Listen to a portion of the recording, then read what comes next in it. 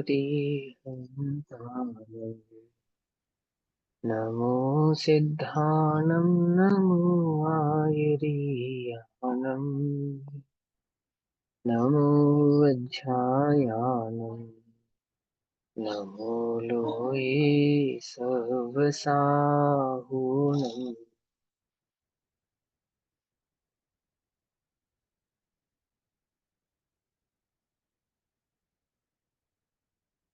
नमः समय साराय स्वानुभूत्या च कासते चित्स्वभावाय भावाय सर्वभावान्तरच्छिदे।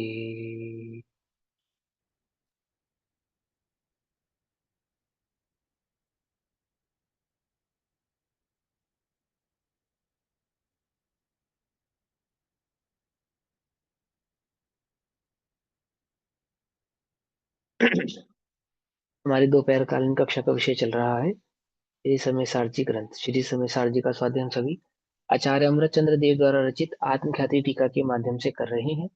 आत्मख्याति टीका में सर्वशुद्ध ज्ञान अधिकार पेज नंबर 495 495।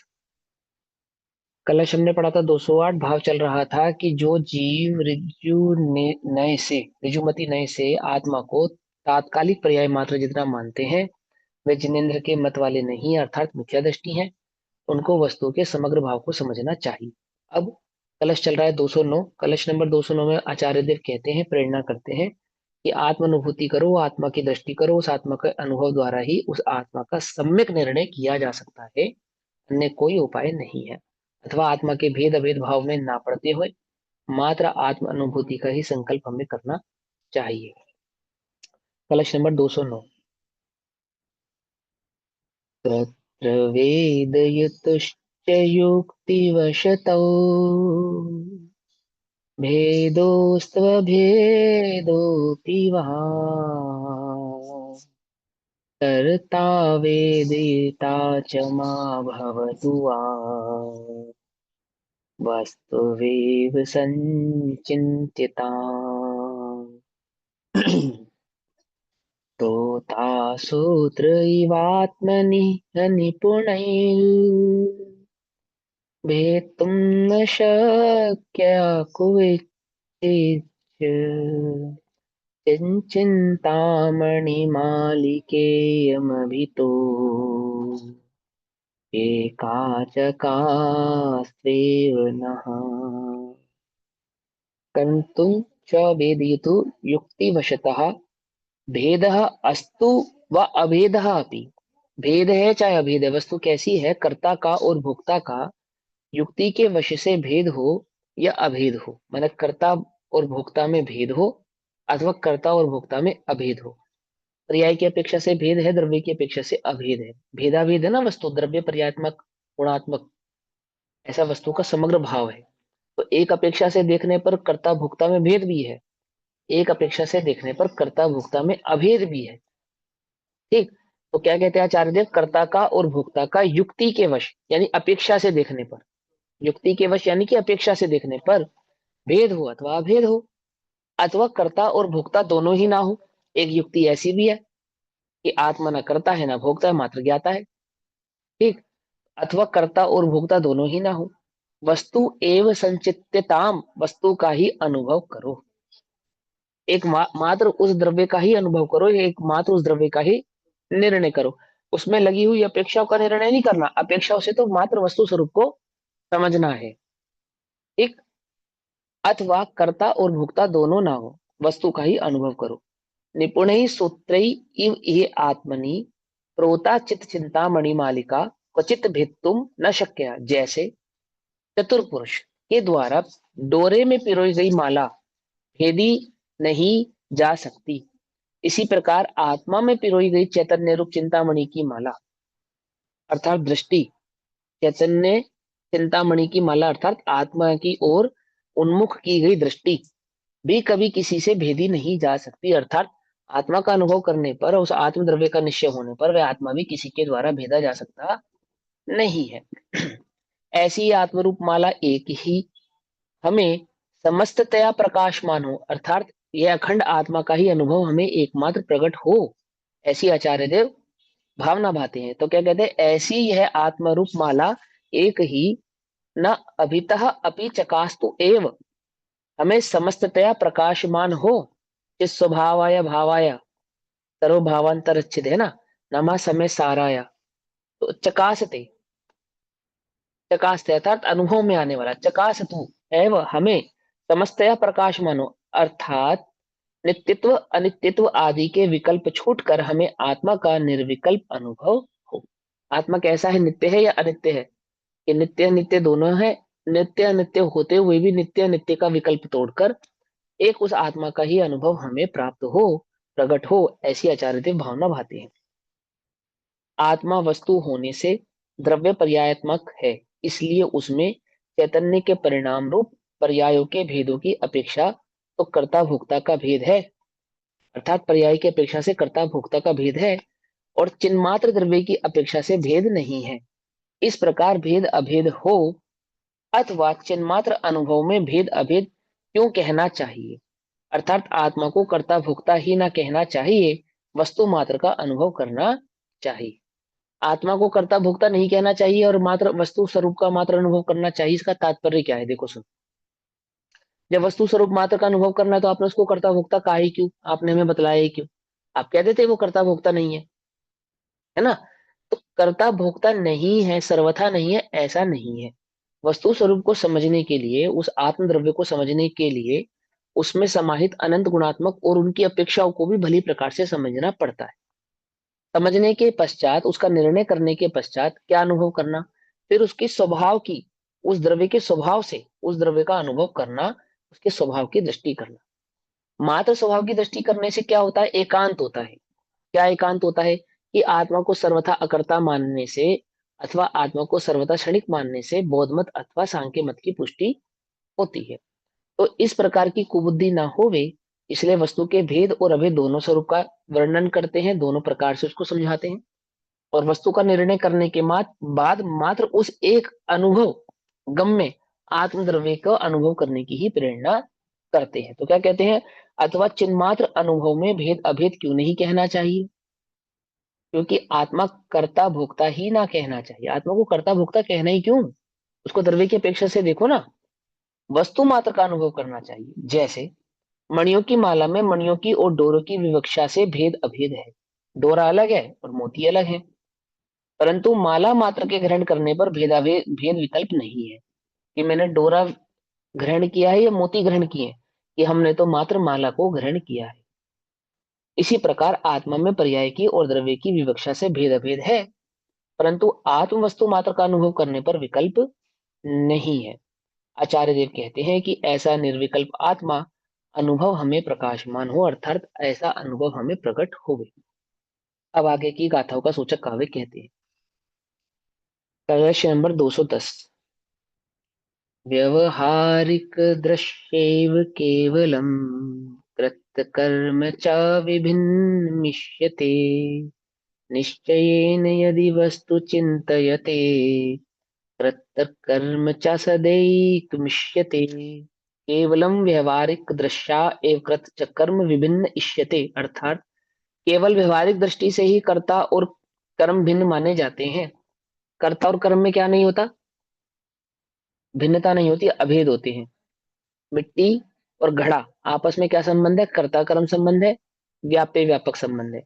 कर्ता कर्म में क्या नहीं होता? भेद नहीं होता। जैसे कर्ता कर्म अभेद होता है, व्याप्य व्यापक अभेद होता है। तो क्या कहा? हाँ, क्या किरण आंटी कुछ पूछ रहे? नहीं, सुनो। तो क्या कहते हैं, कर्ता और कर्म में जो भेद है वो मात्र व्यवहार की दृष्टि से कहा जाता है। व्यवहार की दृष्टि से कहा जाता है मतलब क्या? देखो, पांच समवाय, पांच समवाय, पांच समवायों के नाम क्या क्या है? बोलते जाओ फटाफट। अरे अनम्यूट करो और बोलो। पुरुषार्थ काल पुरुषार्थ, नियति भवितव्य स्वभाव। काल, निमित्त हम्म। और पुरुषार्थ, और निमित्त, पुरुषार्थ स्वभाव, काल, होनहार। स्वभाव, स्वभाव। वो स्वभाव, स्वभाव है ना। अब सुनो, स्वभाव को छोड़ दो आप, स्वभाव को छोड़ दो, बाकी जो चार बचे इनको व्यवहार कहा जाता है। क्या कहा? कुछ बात सुनिए। निमित्त की अपेक्षा से कथन करना ये कहलाता है व्यवहार। ऐसे ही काल की अपेक्षा से कथन करना, पुरुषार्थ की अपेक्षा से कथन करना, है ना, और काल की अपेक्षा से कथन करना, ये सब क्या कहलाते हैं? ये व्यवहार कहलाते हैं। एक स्वभाव की अपेक्षा से कथन करना, ये निश्चय कहलाता है। जब कोई कार्य घटित होगा, कोई भी कार्य होगा, 5 समय पूर्वक होगा ना, तो 5 समय पूर्वक होने वाले कार्य में स्वभाव की अपेक्षा से कहना, ये तो निश्चय का कथन है। और अन्य 4 अपेक्षाओं से कहना, ये व्यवहार का कथन है। तो व्यवहार की दृष्टि से देखने पर तो कर्ता और कर्म में क्या होते हैं? भेद होते हैं। कर्ता अलग होता है, भेद अलग, कर्ता अलग होता है, कर्म अलग होता है।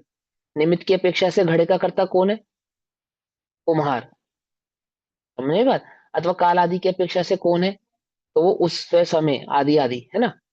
लेकिन स्वभाव की अपेक्षा से देखने पर तो घड़े की कर्ता एकमात्र मिट्टी है। क्या कहा? समझ नहीं बात? अन्य कोई नहीं है। ऐसे ही क्या कहते हैं यहाँ पे कि व्यवहार दृष्टि से कर्ता कर्म भिन्न भिन्न माने जाते हैं। माने जाते हैं अर्थात कहे जाते हैं। ठीक।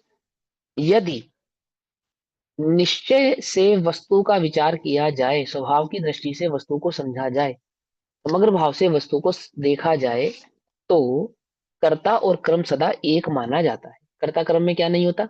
अभेद होता है कर्ता कर्म, उनमें भिन्नता या भेद होता नहीं है। मैं ही करता हूं और मैं ही कर्म हूं। ज्ञान एक कर्म है जिसका कर्ता मैं हूं। समझे? जानना एक कर्म है जिसका कर्ता मैं हूं। ऐसे ही अनंत गुणात्मक जो कार्य होंगे, उन कार्यों का कर्ता कौन है? मैं हूं। तो मेरे कार्य का कर्ता मैं हूं, अन्य के कार्य का कर्ता मैं नहीं हूं। ऐसा भेद विज्ञान प्रकट करने के लिए आचार्य देव समझाते हैं कि भैया कर्ता कर्म संबंध कैसा होता है? अभेद होता है। भेद कहना सो वह तो व्यवहार का कथन है। वास्तव में स्वभाव से देखने पर विचार किया जाए तो कर्ता कर्म संबंध सदा एक माना जाता है। मात्र व्यवहार दृष्टि से ही भिन्न द्रव्यों में कर्तृत्व कर्मत्व माना जाता है। निश्चय दृष्टि से तो एक ही द्रव्य में कर्तृत्व कर्मत्व घटित होता है। निश्चय षटकारक एक ही द्रव्य में घटित होते हैं, और सूक्ष्म करने पर गुण में, और सूक्ष्म करने पर एक ही पर्याय में, है ना। अब इस कथन को दृष्टांत द्वारा गाथा में कहते, कर्ता कर्म संबंध को एक ही द्रव्य में घटित होने वाले जो निश्चय कर्ता कर्म संबंध है, उनको दृष्टांत पूर्वक गाथाओं में कहते हैं। गाथा नंबर 349। जहसि पियुदुकम्मं कुवदी नयसोदुतं मौहोदी सह जीवो वियकम्मं कुवदी नायातं मौहोदी। जहसि पियुदुकर्णेहिं कुवद्दिना सोदुतं मौहोदी सह जीवो कर्णेहि कुवद्दी नायतं मौहोदी। जहसि पियुदुकर्णानि गिणहदीर्णसुदो तं महोहोदी सह जीवो कर्णानि दुगिण्णहदिणयतं महोहोदी। जहसि पीदुकं फलं भुजन्ति नयसोदुतं मौहोदी सह जीवो कम्म फलं भुजन्ति नयतं मौहोदी। 349, 350, 351 और 352, 4 गाथाएं। 4 गाथाओं का हिंदी भाव पढ़ते हैं। ज्यों शिल्पी कर्म करे परंतु वह नहीं तन्मय बने। कर्ता क्रम संबंध में ये समझाया था ना आपको। कर्ता क्रम संबंध में सेम टू सेम यही बात समझाई थी। बेसिकली सर्वश्रुत ज्ञान अधिकार में जो आपने पूरे समय सारणी में सीखा समझा पढ़ा, उसको एक बार एक तरीके से रिवाइज करके क्लियर कर रहे हैं। जैसे आपने किसी चीज को बनाया, बनाने के बाद उसको एक झलक चेक करते हैं, इसमें कहीं कोई कमी तो नहीं रह गई, इसमें कहीं कोई मिस्टेक तो नहीं रह गई। समझ में बात है? समझ। ऐसे ही आचार्य देव ने जो वस्तु स्वरूप आपको समझाया, उस वस्तु स्वरूप को समझाने के बाद जो उसमें मोस्ट इंपॉर्टेंट चीजें हैं, वो आपको एक बार और क्लियर कट करके समझा रहे हैं कि देखो इन इन बातों का हमेशा ध्यान रखना। समझे? तो कर्ता कर्म संबंध में जो समझाया था उसको फिर आपको एक बार क्लियर कर रहे हैं कि भाई देखो सुनो, जो शिल्पी कर्म करे परंतु वह नहीं तन्मय बने, क्यों कर्म को आत्मा करे पर वह नहीं तन्मय बने। जैसे शिल्पी अर्थात शिल्पकार जिस कृति को करता है वह उस कृति रूप नहीं हो जाता, अर्थात कुम्हार द्वारा जब घड़ा बनाया जाता है तो कुम्हार स्वयं घड़ा नहीं बन जाता। ऐसे ही ये निमित्त की अपेक्षा से व्यवहार करता कर्म, इसी तरह आत्मा के द्वारा किए गए व्यवहार कार्य को आत्मा उस रूप नहीं होता है। आत्मा के द्वारा किए गए कर्मों में आत्मा उन कर्म रूप नहीं होता है, जैसे शिल्पी द्वारा किए गए कार्य में शिल्पी स्वयं उस रूप नहीं होता है। अर्थात चित्रकार ने चित्र बनाया तो चित्रकार स्वयं चित्र नहीं बन जाता। ऐसे ही कुम्हार ने घड़ा बनाया तो कुम्हार स्वयं घड़ा नहीं बन जाता। ऐसे ही आत्मा और व्यवहार पक्षों का जो कर्ता कर्म संबंध कहा जाता है उसमें कोई आत्मा स्वयं उस रूप थोड़ी परिणमित हो जाता है, आत्मा तो आत्मा रूप ही रहता है। जो शिल्पी कर्म करे परंतु वह नहीं तन्मय बने, क्यों कर्म को आत्मा करे पर वह नहीं तन्मय बने। जो शिल्पी कर्णों से करे, अर्थात जिन करणों से शिल्पी उस कार्य को करता है, जैसे चाक, रस्सी, पानी, ऐसे कलर और ब्रश आदि, वो पेंटिंग जिसके ऊपर उसने पेंट किया शिल्पीकार ने, और जिस ब्रश के द्वारा उस कलर आदि से उस चित्र को बनाया, और वो रंग आदि भी। ऐसे ही वो जो कुम्हार है जिसने घड़ा बनाया उसने चाक का प्रयोग किया, डंडे का प्रयोग किया, रस्सी का प्रयोग किया और पानी का प्रयोग किया। ठीक।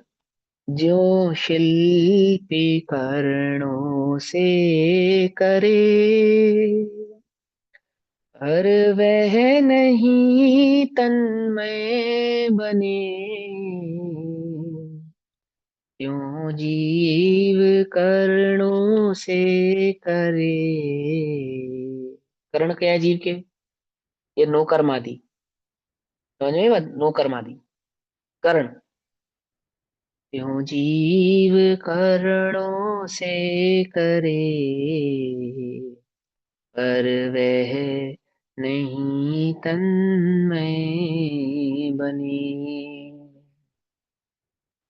जो भैया शिल नौकर्म के साथ यहाँ पे द्रव्य कर्म भाव कर्म मिलेंगे कि हाँ, सिर्फ द्रव्य कर्म नौकर्म? भी ले सकते हैं, नो कर्म और द्रव्य कर्म भी ले सकते हैं। द्रव्य कर्म तो वैसे उदय रूप है, आत्मा जिस भाव से करता है, मतलब जिस चीज से वो कर रहा है, द्रव्य कर्म भी ले सकते हैं, कोई ऐसी बात नहीं। पर नो कर्म की मुख्यता से है यहाँ पे। जैसे शिल्पी के औजार, औजार होते हैं ना, मूर्तिकार ने छैनी हथौड़ी से मूर्ति बनाई, तो छैनी हथौड़ी थोड़ी ही मूर्ति बन गई। ना तो मूर्तिकार मूर्ति बनता है और ना मूर्तिकार द्वारा किए गए उपकरण मूर्ति बनते हैं। ऐसे ही ना तो जीव स्वयं पर रूप होता है, अर्थात जीव के द्वारा जो करण यूज किए गए उन करणों को भी वह पर रूप परिणमित नहीं कराता है।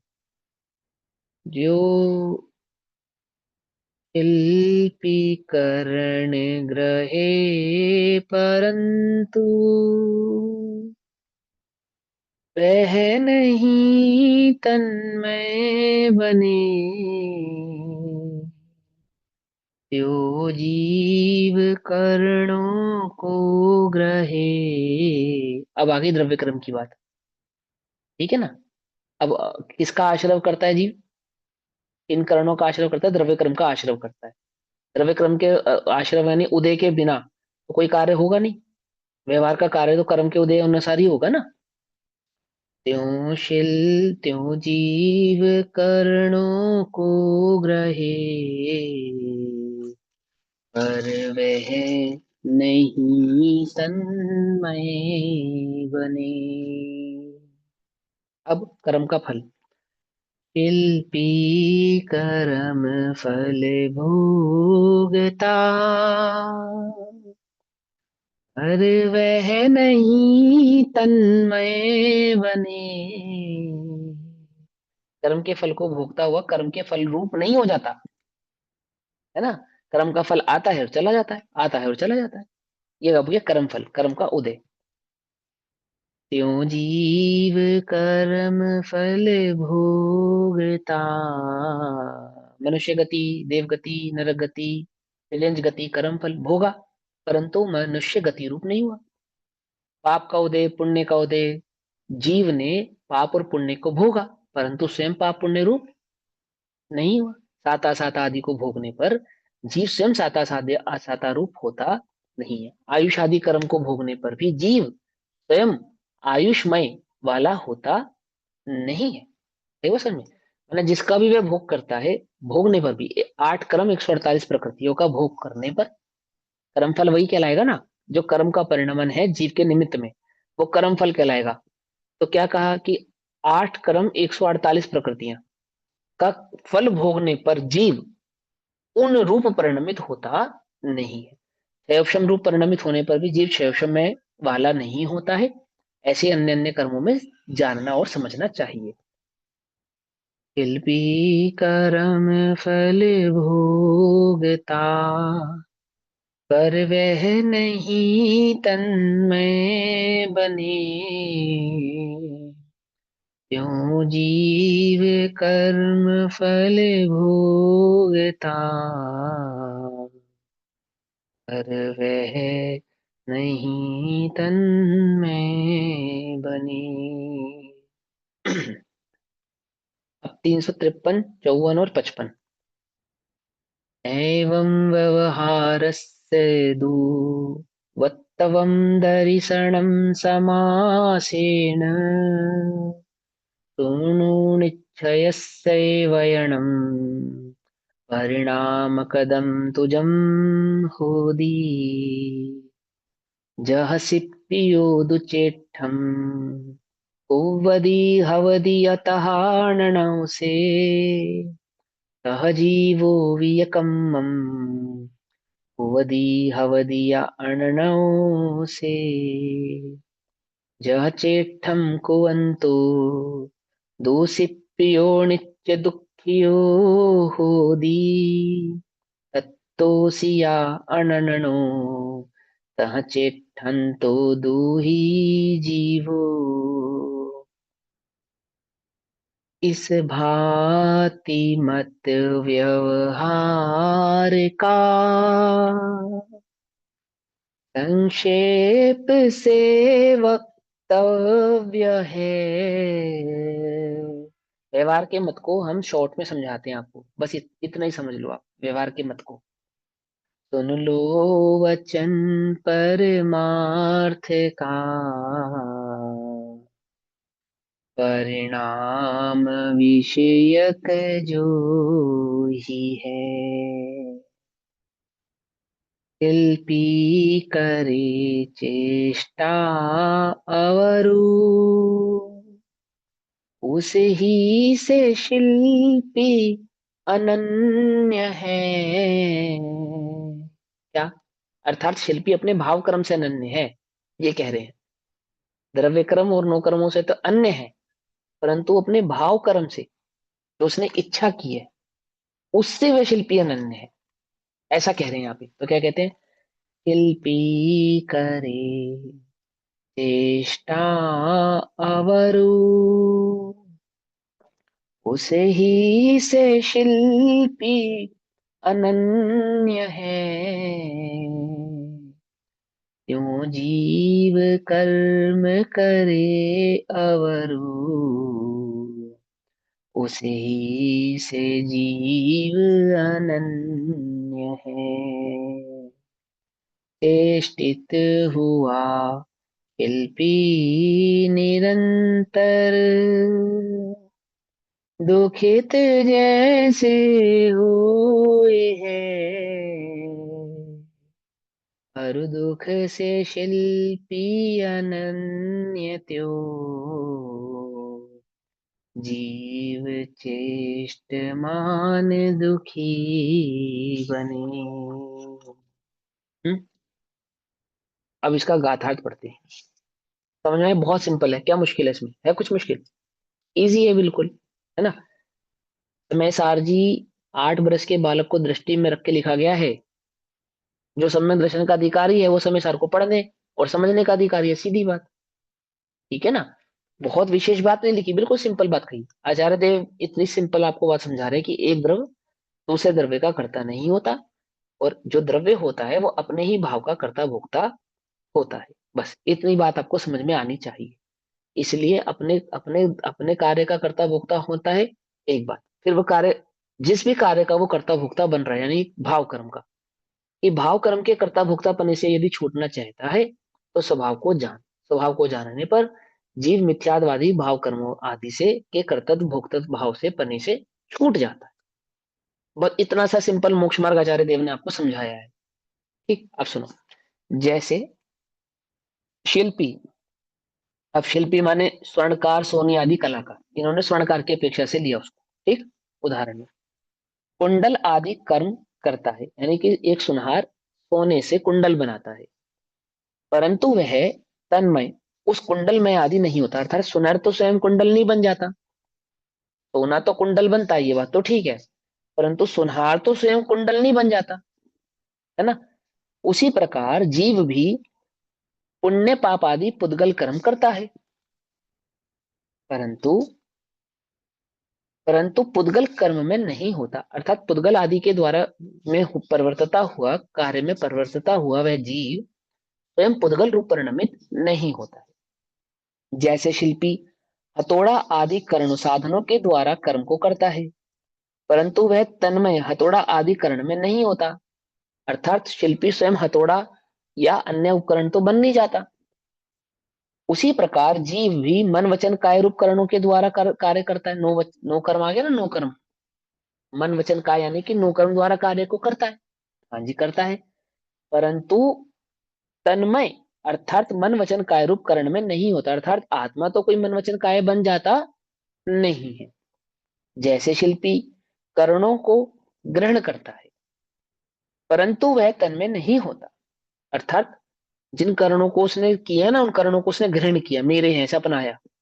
उसी प्रकार जीव करणों को ग्रहण करता है, अर्थात भाव कर्म द्रव्य कर्म आदि जो परमाणु है ना, उनको ग्रहण करता है, यानी आश्रव करता है। आश्रव करने पर भी उन करणों का तन्मय नहीं होता है, अर्थात उस द्रव्य कर्माश्रव भाव रूप होता नहीं है, दोनों भिन्न रहते हैं।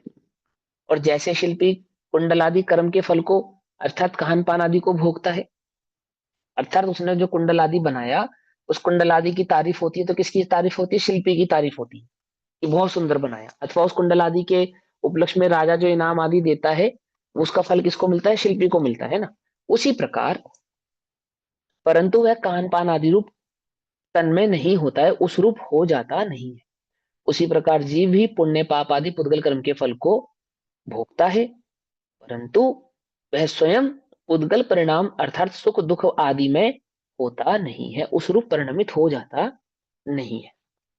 इसी प्रकार तो व्यवहार का मत संक्षेप से कहने योग्य है। अब संक्षेप से कहने योग्य है, अर्थात इन 4 गाथों के माध्यम से जो समझाया, ये व्यवहार का संक्षेप में पक्ष आपको समझना चाहिए। बस इतनी सी बात है व्यवहार की, कि किसी के कार्य को किसी का कर्ता कहना, किसी के कार्य को किसी का भोक्ता कहना। अर्थात कर्ता कर्म और भोक्ता आदि संबंध, भोग्य भोक्ता संबंध दो द्रव्यों के बीच में लगाना, यही व्यवहार का मत है, यही व्यवहार का पक्ष है। बस इतना ही संक्षेप में हमको जानना चाहिए। निश्चय का वचन सुनो जो कि परिणाम विषयक है, अर्थात आपका वास्तविक स्वरूप है, मोक्ष मार्ग का कारण है, सम्यक दर्शन का कारण है। जैसे शिल्पी चेष्टा रूप कर्म अर्थात अपने परिणाम रूप कर्म को करता है। शिल्पी ने जो इच्छा धारण की ना कार्य को करने की, उस उस इच्छा का कर्ता शिल्पी स्वयं है, क्योंकि हथौड़े को और छेनी को तो कोई इच्छा नहीं हुई कि मैं कुंडल रूप बनाऊं, और उस स्वर्ण को भी कोई ऐसी इच्छा नहीं हुई कि मैं कुंडल रूप पर परिणमित हो जाऊं। वह स्वर्ण के उस पाषाण को कुंडल रूप परिणमित करने की और छेनी हथौड़े के माध्यम से परिणमित करने की जो इच्छा करने वाला है, वो तो शिल्पी स्वयं है। समझ में ये बात? बात समझ में आ रही है नहीं आ रही है? पंडित टोडरमल जी ने भी बताई है ये बात, निश्चयभाषी के स्वरूप में समझाई है, और एक अन्य मत के प्रकरण में भी इस बात को समझाया है। आप तो महंत बना रहना चाहता है, आरोप दूसरों पर लगाता है, अर्थात अपने द्वारा होने वाले राग द्वेष आदि परिणामों का कर्ता तो अपने को कहता नहीं, उसको तो कर्म का उदय कहता है। और क्या कहता है कि इनका कर्ता मैं नहीं हूं, बोले ऐसा नहीं है, ये गलत है। उसका ऐसा मानना गलत है, क्योंकि छदमस्त को क्रिया परिणाम पूर्वक होती है, और परिणाम का कर्ता जीव स्वयं ही होता है, कोई अन्य पदार्थ अन्य द्रव्य परिणाम का कर्ता होता नहीं। समझ में बात? काय कलेश आदि को व्यर्था वो ठहराता है, व्यर्था कलेश ठहराता है, तप आदि को व्यर्था कलेश ठहराता है, और स्वाध्याय आदि को व्यर्था विकल्प ठहराता है। पकड़ में ही बात? और अन्य जो कार्य होते हैं, पांच इंद्रिय के विषय आदि भोग होते हैं, उनमें उनको कहता है जो सहज कर्म का उदय है, उनको कर्म के उदय का परिणमन कहता है। कुछ बात समझ में आई नहीं? यही बात आचार्य देव आपको समझाना चाहते हैं कि देखो भाई, जो तुम्हारे चित्त में उत्पन्न होने वाला जो राग द्वेष आदि का परिणाम है ना, इसके कर्ता तुम स्वयं हो। तुम किसी भूल में मत रहना, ये तो किसी कर्म का उदय है, और मैं तो इसका ज्ञाता हूँ। ज्ञाता स्वभाव को जानते हो, मालूम है तुम्हें, तुमने अनुभव किया उसका, कि हमने अनुभव नहीं किया। तो बोले फिर तुम ज्ञाता नहीं हो, तुम ज्ञाता नहीं हो। एक स्त्री अपने को पुरुष कहे, पुरुष कहे तो क्या वो पुरुष है? अनुभव तो अपने को स्त्री में ही करती ना। ऐसे नाटक के मंचन पे मंचन करता हुआ कोई कलाकार अपने को राम अथवा रावण कहे, और देखने वाली पब्लिक भी उसको राम और रावण कहे, तो क्या वह राम अथवा रावण है? नहीं है, सीधी सी बात। कहने भर से वास्तविक राम रावण कौन है? जो राम रूप से अपने को राममय अनुभव करने वाले राम थे, और जो रावणमय रूप से अपने को रावण अनुभव करने वाला रावण था, वही वास्तविक राम और रावण है। बाकी तो सब क्या है? मात्र उसका मंचन है। ऐसे ही तुम जीव को, मैं जीव हूं, ज्ञाता दृष्टा हूं, ऐसे ज्ञाता दृष्टा अपने को अनुभव करते हो? करते हो? बोले, जल्दी बोलो कि नहीं हम तो नहीं करते। लेकिन यदि तुम अपने को अनुभव नहीं करने पर भी ज्ञाता दृष्टा हूं ऐसा कहते हो, तो मंचन मात्र है। मंचन क्या कहा? समझे क्या है? नाटक मात्र है। पंडित टोडरमल जी की भाषा में बोलूं, उन्होंने क्या बोला इस बात को? चतुराई की बातें बनाता है, ये बोला उन्होंने। समझे? है ना? आजकल की भाषा में बोलेंगे तो कहेंगे नाटक कर रहा है, मैं ज्ञाता दृष्टा हूँ। नाटक है सब इसका। नाटक क्यों बोले? नाटक क्यों कह रहे हो आप ऐसा कि मैं ज्ञाता दृष्टा नहीं हूँ? बोले ज्ञाता दृष्टा तो तू है, इसमें तो कोई बात नहीं है, परंतु ज्ञाता दृष्टा अपने का नाटक कर रहा है। कि नाटक क्यों कर रहा हूं? अनुभव किया तूने? ये अनुभव, अनुभव नहीं किया तो नाटक कर रहा है। तो पंडित टोडरमल जी क्या कहते हैं उसको? चतुराई की बातें बनाता है। समझे या नहीं समझे? राग द्वेष आदि की पांच विषयों में प्रवृत्ति करता हुआ मैं ज्ञाता हूं, ये चतुराई की बातें हैं।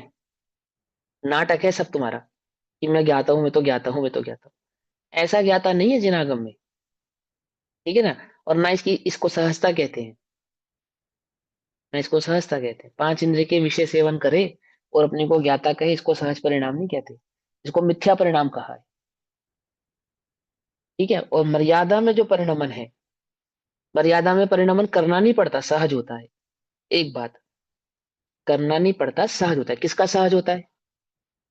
जो ज्ञानी है, ज्ञाता है, उनका सहज होता है। जो ज्ञानी नहीं है, ज्ञाता नहीं है, उनका, उनका उनके परिणमन तो उनका भी होता है। उनके परिणमन को सहज ऐसा नहीं कहते, बस इतनी सी बात है। कुछ बात समझ में आई या नहीं समझ में आई? सर के ऊपर से चली गई भैया, आपने क्या कहा? है? अज्ञानी के द्वारा, अज्ञानी का सहज क्या है बताओ? अज्ञानी के पांच इंद्रिय के विषय भोगों का जो सेवन है ना, वो उसको सहज हो रहा है। क्या कहा? ये नहीं समझ में? वो सहज ही, क्योंकि वहां रुचि है ना, रुचि से जो कार्य होता है वो सहज होता है, रुचिवंत कार्य है। और आत्मा का जो कार्य है, आत्मा अनुभूति का जो कार्य है, तत्व निर्णय का जो कार्य है, वो उसके लिए पुरुषार्थ है। पुरुषार्थ से मोक्ष की प्राप्ति, वो पुरुषार्थ है। और ज्ञानी के लिए, जो अज्ञानी पुरुषार्थ कर रहा है जिसको प्राप्त करने का, ज्ञानी की दशा में आने पर वो चीज स्वयं सहज हो जाती है। अर्थात अनुभूति होने पर वह आत्म द्रव्य की जो अनुभूति प्रकट हुई, उसमें जो कषायों का अभाव आदि वर्ता, वो सहज ही हो गया। भोगों से जो रुचि घटी वो सहज ही घट गई। हिंसादि कार्य जो छूटे वो सहज ही छूट गए, लेकिन अज्ञान दशा में छोड़ने पड़ते हैं। जैसे तत्व का निर्णय करना पड़ता है, तत्व पुरुषार्थ करना पड़ता है, ऐसे ही हिंसादि प्रवृत्ति छोड़नी पड़ती है। कुछ बात समझ में? 5 पाप छोड़ने पड़ते हैं। क्योंकि वहां छोड़ने पड़ते हैं इसलिए उनको सहज नहीं कहते, और ज्ञानी के सहज ही छोटे हैं इसलिए उनको सहज कहते। अंतर समझ में आता है या नहीं समझ में आता दोनों में? है ना? एक बुद्धि पूर्वक छोड़े जाते हैं, एक में बुद्धि आत्मा में उपयोग लगा होने के कारण सहज ही छूटते चले जाते हैं। बस इतनी सी बात है सहज और असहजता की, अन्य और कोई बात उसमें है नहीं। अभी क्या कहते हैं देखो, जैसे शिल्पी चेष्टा रूप कर्म अर्थात अपने परिणाम रूप कर्म को करता है और उससे अनन्य है, अन्य नहीं है, अपने परिणाम से शिल्पी अन्य नहीं है, उसी प्रकार जीव भी अपने परिणाम रूप कर्म को करता है। अब 2 प्रकार के परिणाम है यहाँ पे जीव के। एक तो सहज ज्ञान दर्शन सुख चारित्र वीर्य आदि जो जीव के अपने स्वाभाविक गुण है वो सहज परिणाम है, और एक भाव कर्म आदि वो भी जीव का सहज अपना ही परिणाम है, वो भी पर का परिणाम नहीं है, दोनों है ना। और उससे अनन्य है, जैसे चेष्टा रूप कर्म करता हुआ शिल्पी नित्य दुखी होता है। जो चेष्टा का कारक है वो शिल्पी स्वयं है, यानी इच्छा जो हुई है उस रूप परिणमाने की स्वर्ण के पदार्थ को, उस इच्छा की पूर्ति होने पर सुख रूप और उस इच्छा की पूर्ति नहीं होने पर दुख रूप शिल्पी स्वयं परिणमित होता है। उसी प्रकार जीव उसी प्रकार चेष्टा करता हुआ अर्थात अपने परिणाम रूप कर्म को करता हुआ जीव दुखी होता है, और वह दुख से अनन्य है। सुखी तो होता ही नहीं, दुखी और कम दुखी होता है, अर्थात अपनी इच्छा एक आदि की आपूर्ति करने पर जो सुख दुख का अनुभव होता है उस सुख दुख से जीव कैसा है? अनन्य है। उस सुख दुख के भोगने पे अनन्य है, और उस जिस परिणाम के आधार से उसको सुखी दुखी होना पड़ रहा है उस भाव कर्म से भी वह जीव कैसा है? अनन्य है। अनन्य अर्थात अन्य नहीं है, भिन्न नहीं है, जुदा नहीं है। पकड़ में आई बात? नहीं पकड़ में आई? क्या समझ में आया इस बात से? तुम्हें राग द्वेष आदि प्रवर्तते हैं या नहीं प्रवर्तते? वो किसके द्वारा किए गए? कर्म के द्वारा किए गए या तुम्हारे स्वयं के द्वारा किए गए? समझे ना? अब उनको नहीं करने का कार्य कौन करेगा? कर्म के उदय के अभाव में वो नहीं बरतेंगे, या तुम स्वयं पुरुषार्थ पूर्वक उनको रोकोगे? कैसे होगा कि हम स्वयं पुरुषार्थ पूर्वक रोकेंगे? तो क्या पुरुषार्थ है राग द्वेष को रोकने का? राग द्वेष नहीं करना ये राग द्वेष को रोकने का पुरुषार्थ नहीं है, उनको अपने से स्वभाव भिन्न की दृष्टि है। जानना। हाँ भिन्न तो जाने, लेकिन किस अपने को जाने और अपने से उसको भी। स्वभाव से। हाँ तो स्वभाव की दृष्टि करे और परभाव की दृष्टि ना करे, क्योंकि जो राग द्वेष आदि उत्पन्न होते हैं वो स्वभाव की दृष्टि करने पर नहीं, परभाव की दृष्टि करने पर उत्पन्न होते हैं, है ना। ये जब सर्वशुद्ध ज्ञान अधिकार शुरू किया था तब आचार्य देव ने बात समझे ना, वो किसकी दृष्टि करने पर उत्पन्न होते हैं? कि वो पर की दृष्टि करने पर ही उत्पन्न होते हैं, स्वभाव की दृष्टि करने पर तो सहज ही उत्पन्न होते नहीं है, सहज ही नहीं होते ऐसा। जैसे शिल्पी स्वर्णकार आदि कलाकार कुंडल आदि जो पर द्रव्य परिणात्मक कार्य है, अर्थात स्वर्ण का टुकड़ा उस शिल्पकार से क्या है? बिल्कुल भिन्न है, तो पर द्रव्य हो गया ना वो। हथौड़ा आदि पर द्रव्य परिणात्मक कारणों के द्वारा करता है, हथौड़ा आदि पर द्रव्य परिणात्मक कारणों को ग्रहण करता है, और कुंडल आदि कर्म का जो ग्राम आदि पर द्रव्य परिणामात्मक फल भोगता है, किंतु अनेक द्रव्यत्व के कारण उनमें कर्म करण आदि से अन्य होने से, अर्थात तन्मय कर्म करणमादि नहीं होता, अर्थात तन्मय नहीं होता, उस रूप नहीं होता। करण में तन्मय नहीं होता, कर्म में तन्मय नहीं होता। जो कर्म किया गया और जिसमें वो कर्म किया गया ना उसमें तन्मय होता है, तो किस में तन्मय होता है? पहले तो उन दोनों के संबंध में, इसलिए निमित्त नैमित्तिक भाव मात्र से ही वहां कर्तृत्व कर्मत्व का और भोक्तत्व भोगत्व का व्यवहार है। अर्थात जीव ने उस कुंडल को बनाया या कुसुनहार ने कुंडल को बनाया, छेने हथौड़ी के माध्यम से बनाया, ऐसा कर्ता कर्म संबंध, और उस कुंडल आदि का भोक्ता कुम्हार है, ऐसा भोक्ता भोक्तत्व संबंध, ऐसा व्यवहार से किया जाता है, भोक्तृत्व भोक्तत्व संबंध व्यवहार किया जाता है। उसी प्रकार आत्मा भी पुण्य पाप आदि जो पुद्गल द्रव्य परिणात्मक अर्थात पुद्गल द्रव्य के परिणाम स्वरूप कर्म उसको करता है, यानी मन वचन काया की जो चेष्टा करता है, पाप और पुण्य रूप जो प्रवृत्ति करता है। एक बात, काय वचन मन रूप से जो पुद्गल परिणामात्मक करण के उनके द्वारा करता है। एक, जैसे स्वाध्याय करने की इच्छा की, और फिर स्वाध्याय करने के लिए क्या किया, शास्त्र आदि के माध्यम से, तो कानों से सुना, वचन से कहा, बुद्धि से उसको ग्रहण किया, और उस संदर्भ में प्रश्न उत्तर किए, ये सारे कार्य किए ना। तो मन वचन और काया, इन करणों के माध्यम से उस कार्य को उसने किया, पुण्य रूप कार्य को। ऐसे ही पाप रूप कार्य को करता है। दो प्रकार के कार्य किए, काय वचन मन रूप जो पुद्गल द्रव्य परिणात्मक करण उनको ग्रहण करता है, और पुण्य पाप आदि कर्म का जो सुख दुख आदि पुद्गल द्रव्य परिणात्मक फल है उसको भोगता है। परंतु अनेक द्रव्यत्व के कारण उनसे अन्य होने से तन्मय नहीं होता। अर्थात दो द्रव्यों की भिन्नता होने के कारण, यानी कि जो करण है वो पुद्गल के बने हैं, जो कार्य है वो पुद्गल में हुआ है, ऐसे, और जो जीव है वो जीव द्रव्य है। तो जीव और पुद्गल ऐसे दो द्रव्यों की भिन्नता के कारण जीव पुद्गल द्रव्य में तन्मय नहीं होता, अर्थात उस रूप होता नहीं है, पुद्गल द्रव्य रूप परिणमित होता नहीं है। परंतु अनेक द्रव्य के कारण उनसे अन्य होने से तन्मय नहीं होता, इसलिए निमित्त नैमित्तिक भाव मात्र से वहां कर्त और कर्तृत्व का और भोक्तृत्व और भोगत्व का व्यवहार होता है। अर्थात जीव मन वचन काय को भोगता है और पाप पुण्य आदि को भोगता है, करता है। ऐसा कर्म, कर्ता कर्म और भोक्ता भोक्तृत्व संबंध व्यवहार से कहा जाता है। अब वास्तव में किसका करता है जीव, और वास्तव में किसका भोगता है जीव, अब उस बात को कहेंगे। निमित्त की अपेक्षा से तो मन वचन काय का करता है, और मन वचन काय का भोगता भी है।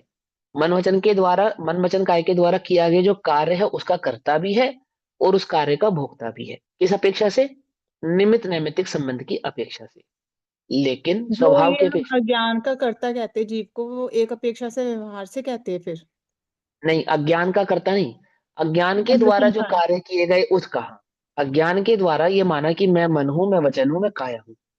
तो हम्म। अज्ञान का जो कर्ता है जीव, वो व्यवहार से नहीं कहा, लेकिन वो उस अज्ञान के कारण जो मन में कार्य हुआ, उस मन के कार्य का करता हुआ जीव को कहना, उस वचन के कार्य को करता जीव को कहना, उस काय के कार्य को करता जीव को कहना, ये व्यवहार से कहा।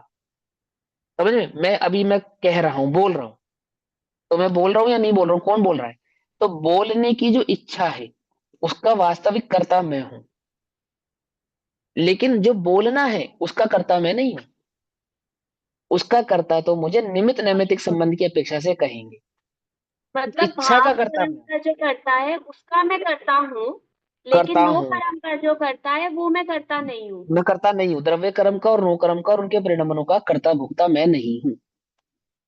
उनका कर्ता भोक्ता कहना वो व्यवहार है, लेकिन भाव कर्म का कर्ता भोक्ता कहना, अब सुनो, ठीक है। ये तो हो गया निमित्त नैमित्तिक भाव से। द्रव्य कर्म और नो कर्म, ये तो हो गया निमित्त नैमित्तिक भाव से। अब भाव कर्म के संदर्भ में कहते हैं, सुनो ध्यान से।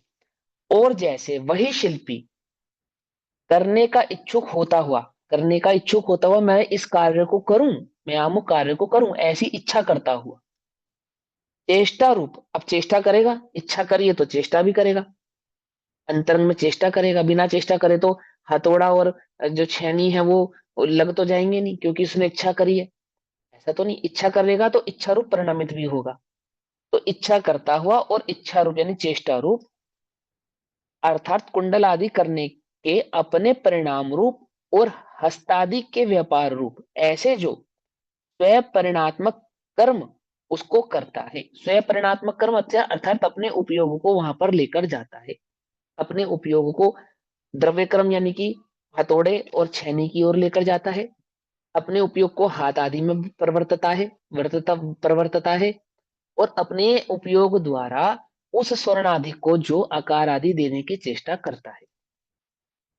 समझ में आई बात, नहीं समझ में आई? कुंडल बनाने के लिए किसको कुंडल बनाएगा, स्वर्ण को कुंडल बनाएगा। तो अपने उपयोग को, उपयोग का करता जीव है ना, तो उसने उपयोग को अपने हस्तादि में लेकर गया, उससे हथौड़ा आदि उठाया, हथौड़ा आदि उठाकर उस स्वर्ण में जो कार्य करने का उद्यम करने लगा। अब स्वर्ण भी परद्रव्य है, हथौड़ा और छेनी भी परद्रव्य है, और ये देह भी परद्रव्य है। तो देह का कर्ता कहा, हथौड़े छेनी के उठाने का कर्ता कहा, और स्वर्ण को आकार देने का कर्ता कहा। ये तो हो गया निमित्त नैमित्तिक संबंध। लेकिन ये जो तीनों ही कार्य हुए, ये क्या बिना उपयोग पूर्वक हो गए, बिना इच्छा के हो गए, बिना चेष्टा के हो गए? इसमें चेष्टा किसने की? कि इन सब कार्य को करने की जो चेष्टा रूप इच्छा हुई, इन सब कार्य को करने की जो चेष्टा रूप इस जीव ने उद्यम किया, अपने उपयोग को वहां लेकर गया। अगर तुम्हारा उपयोग अभी यहाँ पे ना हो, तो जो मैं शब्द बोल रहा हूं क्या तुम्हें सुनाई देंगे? सीधी सी बात है। कान तो यही है तुम्हारे, देख तो तुम मुझे ही रहे हो, तो क्यों सुनाई नहीं देंगे? तो कान, कान तो यहाँ है ही, साथ में कान में सुनने का जो उपयोग तुमने यहां लेकर आए। पकड़ में ही बात, नहीं पकड़ में ही? तो कानों के द्वारा सुना ये बात, और उपयोग वहां पे सुनने का किया, दो बात। तो उपयोग का कर्ता जीव है। इसके माध्यम से किया, क्योंकि उसने कर्णादि के माध्यम से सुना, इसलिए कर्णादि का कर्ता भी जीव है, ऐसा कहते हैं। तो कर्णादि का कहना और शब्दादि का सुनना, तो शब्दादि और कर्णादि ये तो दोनों क्या हो गए? परद्रव्य। और वहां जो तन्मयता हुई उपयोग की, वो हो गया जीव का अपना परिणाम। पकड़ में आ गई बात अब, या नहीं पकड़ में? बिना बिना उपयोग के घर में कौन सा कार्य कर सकते हो आप बताओ? घर में, बाहर में, जीवन में कोई भी कार्य, उस कार्य में उपयोग ना हो और कार्य हो जाए, बोलो हो सकता है या नहीं हो सकता? सीधी सी बात है, नहीं हो सकता, है ना? तो क्या कहते हैं, जैसे वही शिल्पी करने का इच्छुक होता हुआ, करने के यानी स्वर्ण को कुंडल बनाने की इच्छा करता हुआ, अब उसको उसका उद्यम किया उसने, अब उस स्वर्ण को कुंडल बनाने के लिए चेष्टा रूप परिणमित हुआ। तो चेष्टा रूप अर्थात कुंडलादि करने के अपने परिणाम रूप और हस्तादि के व्यापार रूप, ऐसा जो स्वयं परिणात्मक कर्म उसको करता है। अब करने में क्या होता है? तथा दुख स्वरूप ऐसा जो चेष्टा रूप कर्म का स्वयं परिणात्मक फल उसको भोगता है। कार्य ठीक से नहीं होगा तो दुखी होगा, तो दुख कौन भोगेगा? हथौड़ा छेनी स्वर्ण या स्वर्णकार। और कार्य बहुत अच्छे से हो जाए तो सुखी हुआ, तो सुखी कौन होगा? वो कुंडल, वो स्वर्ण, वो हथौड़ा, वो छेनी, या वो स्वयं स्वर्णकार या हस्तादि, तो स्वयं स्वर्णकार है ना। तो क्या कहते हैं, फल को भोगता है। और एक द्रव्य के कारण, एक द्रव्यत्व के कारण उनसे कर्म और कर्म फल से अनन्य होने से तन्मय अर्थात कर्म में और कर्म फल में है, अर्थात उस उपयोग का कर्ता और उस उपयोग में वर्तने वाले सुख दुख का कर्ता, भोक्ता कौन है? वह वह स्वर्णकार स्वयं ही है, उस उपयोग का कर्ता और उपयोग में वर्तने वाले सुख दुख यानी कर्म फल। इसलिए परिणाम, परिणामी भाव से वह कर्ता कर्म पने का और भोक्ता भोग्य पने का निश्चय है। उसी प्रकार आत्मा भी करने का इच्छुक होता हुआ चेष्टा रूप, राग आदि परिणाम रूप और प्रदेशों के व्यापार रूप, ऐसा जो आत्म परिणात्मक कार्य उसको करता है। प्रदेश किसके होते हैं? पुद्गल के या आत्मा के? आत्मा के। आत्मा के। हाँ, पुद्गल के भी और पुद्गल के क्या होते हैं? पुद्गल के प्रदेश होते हैं, परमाणु होते हैं। परमाणु। परमाणु परमाणु होते हैं। हाँ, समझ में आई बात नहीं समझ में आई? आत्मा के प्रदेश अर्थात आत्मा की जैसी उपयोग की वृत्ति हुई, ऐसे ही आत्मा के प्रदेश परिणमित हुए। समझ में आई बात? ये जो हाथ हिलाने की इच्छा हुई, तो हाथ हिलाने में आत्म प्रदेशों का भी परिणमन हुआ। उद्गल परमाणुओं का भी परिणमन है और आत्म प्रदेशों का भी परिणमन है, दो परिणमन है। तो यहाँ जो पौद्गलिक परमाणु का परिणमन है उसका कर्ता मैं नहीं हूं, लेकिन आत्म प्रदेशों में जो परिणमन हुआ उसका कर्ता मैं हूं। और वो जो आत्म प्रदेशों में परिणमन हुआ है, क्या वो बिना उपयोग के हो गया है? नहीं हुआ ना। इसलिए उस उपयोग का कर्ता भी मैं हूं। और वो कार्य यदि उपयोग अनुसार हुआ है, तो होने वाले सुख का भोक्ता भी मैं हूं। और मेरे उपयोग अनुसार नहीं हुआ है, तो होने वाले दुख का भोक्ता भी मैं हूं। पकड़ में ही बात या नहीं पकड़ में आई?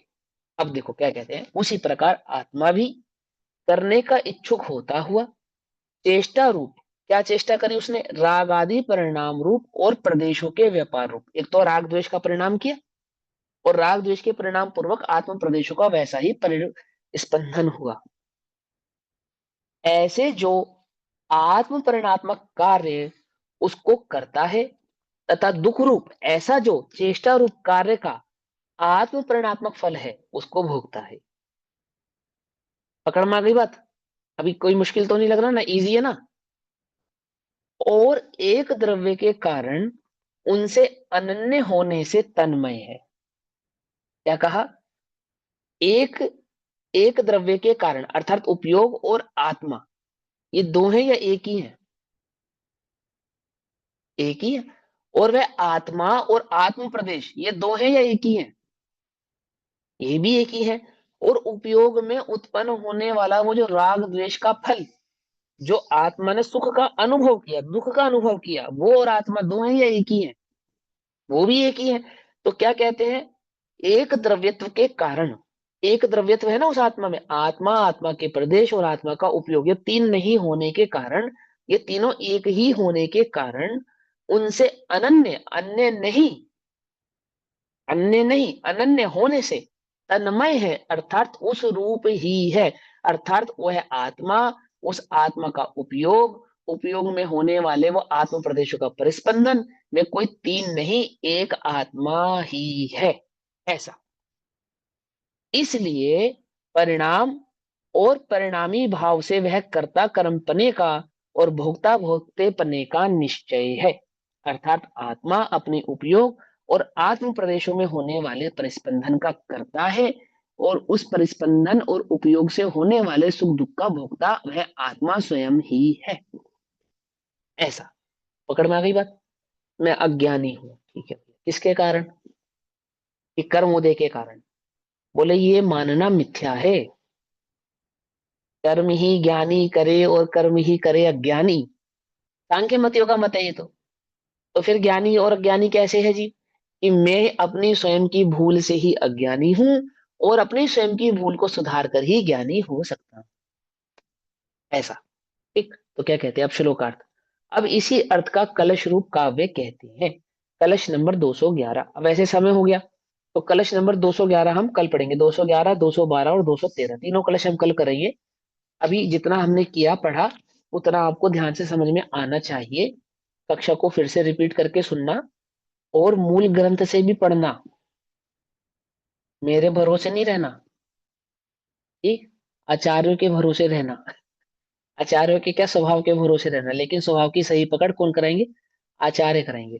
तो उसको मूल ग्रंथ से भी पढ़ना समझना। ठीक। और जो कक्षा में कहा है उसको ध्यान से पकड़ना। क्या? कि एक द्रव्य दूसरे द्रव्य का यानी दो द्रव्यों के बीच में कर्ता कर्म संबंध व्यवहार से कहते हैं और एक ही द्रव्य में होने वाले कर्ता कर्म संबंध स्वाभाविक भाव से, निश्चयात्मक भाव से कहे जाते हैं। अब वहां कर्ता कर्म संबंध को किस अपेक्षा से समझाया? कि ज्ञान स्वभाव मात्र का कर्ता है, ऐसा नहीं समझाया कि अन्य किसी का कर्ता नहीं हो। क्या कहते हैं? अगर उपयोग विपरीत रूप परिणमित होता है तो उस विपरीतता का कर्ता जीव स्वयं है और विपरीतता से भोग होने वाले दुखों को भोगने वाला भी जीव स्वयं ही है। वहां पे परद्रव्य में जो निमित्त पना हुआ उस परद्रव्य का कर्ता जीव नहीं है। जैसे देह, मैं राम मंदिर में खड़ा हूं दर्शन कर रहा हूं, हनुमान मंदिर में दर्शन कर रहा हूं, तो देह जो हनुमान मंदिर में नजर आ रही है उसका कर्ता तो मैं नहीं हूं, लेकिन वहां जाने का जो उपयोग है, वहां जाने की जो चेष्टा है, वहां जो मेरा राग जुड़ा है उसका कर्ता मैं हूं। और बिना राग के, बिना उपयोग के, बिना चेष्टा के मैं वहां जाकर जो निमित्त रूप उद्गल परमाणु है इनका इस प्रकार से परिणमन हो सकता नहीं। क्या माने? वो जो श्रद्धा जो देह में दिख रही है वो कहां से आई? कि भीतर में बैठे उपयोग के माध्यम से ही बाहर आई। देह आदि में वर्तने वाला जो पाप आदि प्रवृत्ति है, कषाय आदि प्रवृत्ति है, वो कहां से आई? कि अंतरंग में बैठा हुआ वह आत्म परिणाम ही उसका वास्तविक परिचायक है, अन्य और कोई नहीं है, ऐसा ये कहना चाहते। तो देह आदि से होने वाले कार्य का और पुद्गल आदि पर द्रव्य में होने वाले कार्य आदि का कर्ता भुक्ता तो जीव नहीं है, परंतु अपने उपयोग का, अपने आत्म परिणाम का, आत्म प्रदेशों का और उपयोग का तन्मय होने के कारण, परमय तन्मय होने के कारण होने वाले सुख दुख का वह जीव स्वयं ही कर्ता भोक्ता है, अन्य कोई नहीं है, ऐसा आचार्य देव हमको समझाते हैं।